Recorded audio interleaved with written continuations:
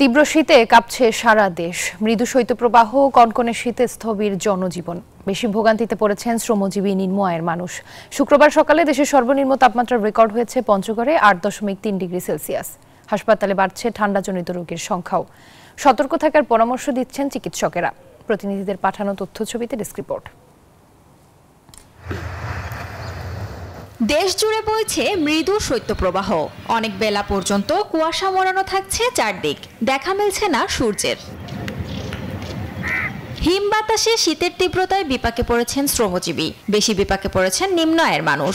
বাধ্য হয়ে শীত উপেক্ষা করেই কাজের সন্ধানে বের হচ্ছেন তারা। ঝুঁকি নিয়ে সড়ক মহাসড়কে চলাচল করছে যানবাহন, দিনের আলোতে জ্বালাতে হচ্ছে হেডলাইট।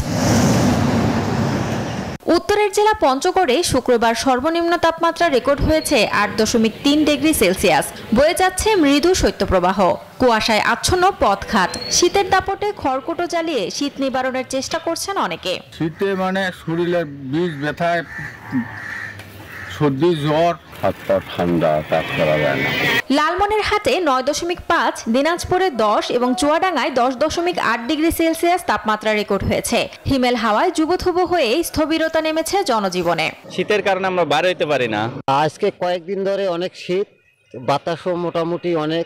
আসলে যতই কুয়াশা পড়ুক আর যতই ঠান্ডা হোক, আমাদেরকে তো কাজ করতে বেরোতেই হবে। তীব্র ঠান্ডায় চট্টগ্রামেও জনজীবন বিপর্যস্ত।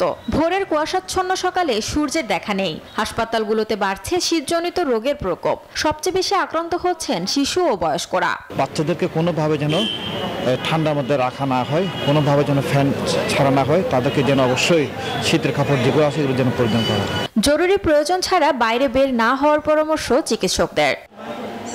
Desk report, news 24।